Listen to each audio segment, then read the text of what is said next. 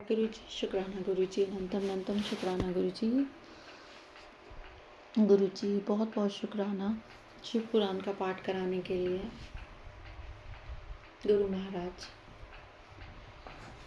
आज का अध्याय शुरू करने से पहले मेरे मन में एक ये विचार आया कि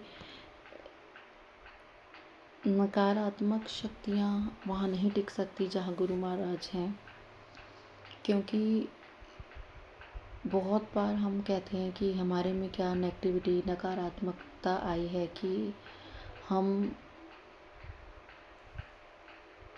लेज़ी फील कर रहे हैं, हमें आलस हो रहा है, हम बीमार हो रहे हैं। तो संगत जी, अगर आप अपना ऑरा क्लेंस करें, ऑरा आपका ठीक रहे, तो आपको कोई भी नेगेटिविटी, किसी की भी नेगेटिविटी आपके ऊपर नहीं आ सकती है। क्योंकि ये तो हो ही नहीं सकता कि ये संसार में सबसे आपको बातचीत, सबसे मेल जोल रखना पड़ता है।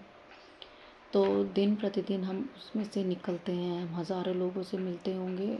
अब बाहर, घर पे चलते चलते हमारे साथ जो लोग चलते हैं, सबका अपना एक ऑरा होता है, नेगेटिव पॉजिटिव जो भी उनका रहता है। बट जब हम गुरु महाराज जी से कनेक्ट हो गए हैं, तो हमारे अंदर नकारात्मकता आ ही नहीं सकती।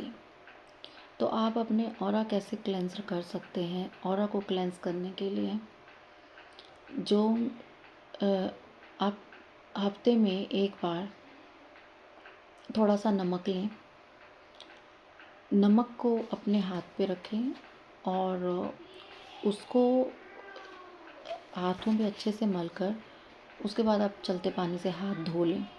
तो वो आपका ऑरा क्लेंस होगा। आपको जो फील होता है कि आपको कुछ लेज़ीनेस या कुछ अच्छा नहीं लग रहा है, तो वो दूर होगा। और बाकी जो सबसे बड़ी चीज़ है वो है गुरु महाराज का जल प्रसाद और उनका मंत्र जप, वो करते रहिए। और साथ में जो हमें ये पाठ गुरु जी ने ब्लेस किया हुआ है शिव पुराण का, ये सुनते जाइए। क्योंकि मैं हर पाठ में शुरू में जो भी बोलती हूँ, सब गुरु जी बुलवा रहे हैं। और अपने पाठ को शुरू करने से पहले मैं गुरु जी से यही बोलती हूँ कि गुरु जी इसका एक एक शब्द ब्लेस कीजिए। इतनी शक्ति हो एक एक शब्द में कि जैसे ही वो आप लोग संगत के कानों में जाए, जैसे वो श्रवण करें, जो जो इस पाठ को श्रवण करें वो रोग मुक्त होता जाए, और उसका जो भी एक आलस्य है, जो भी आप कहें, वो सब दूर होता जाए और सबका कल्याण हो। तो संगत जी, नहीं भी समझ आता पाठ, कोई बात नहीं, सुनिए। एक बार में किसी को समझ नहीं आता, 2 बार में नहीं समझ आता, 3 बार 4 बार, आप 10 बार भी, जैसे शिव पुराण में लिखा हुआ है कि आप हज़ारों बार भी पढ़ लेना, तब भी आपको नहीं समझ आएगा। ये इतना इजी नहीं है, इतनी आसान पवित्र धार्मिक जो गुरु जी ने मुझे यही बोला था कि मेरे बारे में पढ़। जब मेरे बारे में सारा जो वृत्तांत है, जो मेरे बारे में सारा विवरण है, वो शिव पुराण में है। तो गुरुजी को, इसीलिए गुरुजी को समझना इतना आसान नहीं है। अपना दिमाग हमें नहीं लगाना चाहिए। जो गुरुजी महाराज हमारे लिए बोल रहे हैं, हमें वही पाठ करना चाहिए। और संगत जी, आप इसे सुनते रहिए, रेगुलर सुनिए, और आप देखेंगे कि आपके कैसे कष्ट ख़त्म होते जा रहे हैं और कैसे आपके जीवन में खुशियाँ आ रही हैं। सुनिए, टाइम लगता है हर चीज़ को, और जो हर चीज़, जैसे गुरुजी कहते हैं कि अगर किसी चीज़ में समय लग रहा है तो वो चीज़ परमानेंट में आपको खुशी देने वाला है। तो संगत जी, बस आप इसको सुनिए, मैं इससे ज़्यादा तो कुछ नहीं कह सकती हूँ। गुरु महाराज से आज्ञा लेते हुए, सबके कल्याण की कामना करते हुए आज का पाठ शुरू करते हैं। जय गुरु जी, शुक्राना गुरु जी। ओम नमः शिवाय। शिव जी सदा सहाय। ओम नमः शिवाय। गुरु जी सदा सहाय। 5 कृत्यों का प्रतिपादन, प्रणव एवं पंचाक्षर मंत्र की महत्ता, ब्रह्मा विष्णु द्वारा भगवान शिव की स्तुति तथा उनका अंतर्ध्यान। ब्रह्मा और विष्णु ने पूछा, प्रभु, सृष्टि आदि 5 कृत्यों के लक्षण क्या हैं? यह हम दोनों को बताएंगे। भगवान शिव बोले, मेरे कर्तव्यों को समझना अत्यंत गहन है, तथापि मैं कृपा पूर्वक तुम्हें उनके विषय में बता रहा हूँ। ब्रह्मा और अच्युत सृष्टि, पालन, संहार तिरोभाव और अनुग्रह। ये 5 ही मेरे जगत संबंधी कार्य हैं जो नित्य सिद्ध हैं। संसार की रचना का जो आरंभ है उसी को सर्ग या सृष्टि कहते हैं। मुझसे पालित होकर सृष्टि का सुस्थिर रूप से रहना ही उसकी स्थिति है, उसका विनाश ही संहार है। प्राणों के उत्क्रमण को तिरोभाव कहते हैं। इन सब से छुटकारा मिल जाना ही मेरा अनुग्रह है। इस प्रकार मेरे 5 कृत्य हैं। सृष्टि आदि जो 4 कृत्य हैं वे संसार का विस्तार करने वाले हैं। 5वां कृत्य अनुग्रह मोक्ष का हेतु है। वह सदा मुझ में ही अचल भाव से स्थिर रहता है।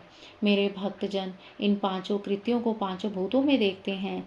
सृष्टि भूतल में, स्थिति जल में, संहार अग्नि में, तिरोभाव वायु में और अनुग्रह आकाश में स्थित है। पृथ्वी से सबकी सृष्टि होती है, जल से सबकी वृद्धि एवं जीवन रक्षा होती है, आग सबको जला देती है, वायु सबको एक स्थान से दूसरे स्थान को ले जाती है और आकाश सबको अनुग्रहित करता है। विद्वान पुरुषों को यह विषय इस रूप में जानना चाहिए। इन 5 कृत्यों का भार वहन करने के लिए ही मेरे 5 मुख हैं। 4 दिशाओं में 4 मुख हैं और इनके बीच में 5वां मुख है।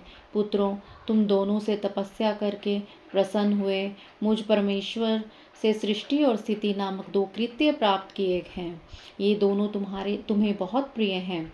इसी प्रकार मेरे विभूति स्वरूप रुद्र और महेश्वर में 2 अन्य उत्तम कृत्य संहार और तिरोभाव मुझसे प्राप्त किए हैं, परंतु अनुग्रह नामक कृत्य दूसरा कोई नहीं पा सकता। रुद्र और महेश्वर अपने कर्म को भूले नहीं हैं, इसलिए मैंने उनके लिए अपनी समानता प्रदान की है। वे रूप, वेश, कृत्य, वाहन, आसन और आयुध आदि में मेरे समान ही हैं। मैंने पूर्व काल में अपने स्वरूपभूत मंत्र का उपदेश किया है, जो ओंकार के रूप में प्रसिद्ध है।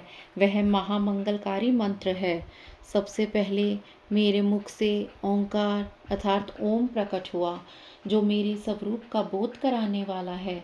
ओंकार वाचक है और मैं वाच्य हूँ। यह मंत्र मेरा स्वरूप ही है। प्रतिदिन ओंकार का निरंतर स्मरण करने से ही मेरा सदा स्मरण होता है। मेरे उत्तरवर्ती मुख से अकार का, पश्चिम मुख से उकार का, दक्षिण मुख से मकार का, पूर्ववर्ती मुख से बिंदु का तथा मध्यवर्ती मुख से नाद का प्रकाट्य हुआ। इस प्रकार 5 अवयवों से युक्त ओंकार का विस्तार हुआ है। इन सभी अवयवों से एकीभूत होकर वह प्रणव ओम नामक एक अक्षर हो गया। यह नाम रूपात्मक सारा जगत तथा वेद उत्पन्न स्त्री पुरुष वर्ग रूप दोनों कुल इस प्रणव मंत्र से व्याप्त हैं। यह मंत्र शिव और शक्ति दोनों का बोधक है। इसी से पंचाक्षर मंत्र की उत्पत्ति हुई है, जो मेरे सकल रूप का बोधक है। वह अकार आदि क्रम से और मकार आदि क्रम से क्रमशः प्रकाश में आया है। ओम नमः शिवाय यह पंचाक्षर मंत्र है। इस पंचाक्षर मंत्र से मातृका वर्ण प्रकट हुए हैं, जो 5 भेद वाले हैं। उसी से शिरोमंत्र सहित त्रिपदा गायत्री का प्रकाट्य हुआ है। उस गायत्री से संपूर्ण वेद प्रकट हुए हैं और उन वेदों से करोड़ों मंत्र निकले हैं। उन मंत्रों से भिन्न भिन्न कार्यों की सिद्धि होती है, परंतु इस प्रणव एवं पंचाक्षर से संपूर्ण मनोरथों की सिद्धि होती है। इस मंत्र समुदाय से भोग और मोक्ष दोनों सिद्ध होते हैं। मेरे सकल स्वरूप से संबंध रखने वाले सभी मंत्र राज साक्षात भोग प्रदान करने वाले और शुभ कारक मोक्षप्रद हैं। अ, ई, उ, री, ली ये 5 मूलभूत स्वर हैं तथा व्यंजन भी 5 वर्णों से युक्त 5 वर्ग वाले हैं। नंदिकेश्वर कहते हैं, तदंतर जगदम्बा पार्वती के साथ बैठे हुए गुरुवर महादेव जी ने उत्तराभिमुख बैठे हुए ब्रह्मा और विष्णु को पर्दा करने वाले वस्त्र से आच्छादित करके उनके मस्तक पर अपना कर कमल रखकर धीरे धीरे उच्चारण करके उन्हें उत्तम मंत्र का उपदेश दिया। मंत्र तंत्र में बताई हुई विधि के पालन पूर्वक 3 बार मंत्र का उच्चारण करके भगवान शिव ने उन दोनों शिष्यों को मंत्र की दीक्षा दी। फिर उन शिष्यों ने गुरु दक्षिणा के रूप में अपने आप को ही समर्पित कर दिया और दोनों हाथ जोड़कर उनके समीप खड़े हो उन देवेश्वर जगत गुरु का स्तवन किया। ब्रह्मा और विष्णु बोले, प्रभो, आप निष्कल रूप हैं, आपको नमस्कार है। आप निष्कल तेज से प्रकाशित होते हैं, आपको नमस्कार है। आप सबके स्वामी हैं, आपको नमस्कार है। आप सर्वात्मा को नमस्कार है, अथवा सकल स्वरूप आप महेश्वर को नमस्कार है। आप प्रणव के वाच्यार्थ हैं, आपको नमस्कार है। आप प्रणव लिंग वाले हैं, आपको नमस्कार है। सृष्टि, पालन, संहार, तिरोभाव और अनुग्रह करने वाले आपको नमस्कार है। आपके 5 मुख हैं, आप परमेश्वर को नमस्कार है। पंच ब्रह्मा स्वरूप 5 कृत्या वाले आपको नमस्कार है। आप सबके आत्मा हैं, ब्रह्मा हैं, आपके गुण और शक्तियाँ अनंत हैं, आपको नमस्कार है। आपके सकल और निष्कल 2 रूप हैं, आप सद्गुरु एवं शंभु हैं, आपको नमस्कार है। इन पद्यों द्वारा अपने गुरु महेश्वर की स्तुति करके ब्रह्मा और विष्णु ने उनके चरणों में प्रणाम किया। महेश्वर बोले, आद्रा नक्षत्र से युक्त चतुर्दशी को प्रणव का जप किया जाए तो वह अक्षय फल देने वाला होता है। सूर्य की संक्रांति से युक्त महाआद्रा नक्षत्र में एक बार किया हुआ प्रणव जप कोटि गुने जप का फल देता है। मृगशिरा नक्षत्र का अंतिम भाग तथा पुनर्वसु का आदि भाग पूजा, होम और तर्पण आदि के लिए सदा आद्रा के समान ही होता है, यह जानना चाहिए। मेरे लिंग का दर्शन प्रभात काल में ही, प्रातः और संगम मध्याह्न काल के पूर्व में करना चाहिए।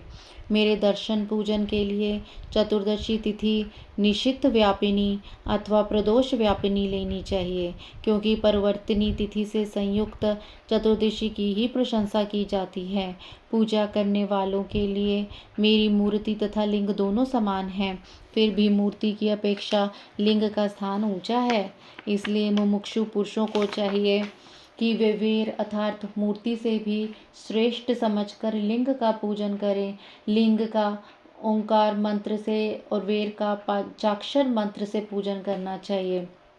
शिवलिंग की स्वयं ही स्थापना करके अथवा दूसरों से भी स्थापना करवाकर उत्तम द्रव्यमय उपचारों से पूजा करनी चाहिए। इससे मेरा पद सुलभ हो जाता है।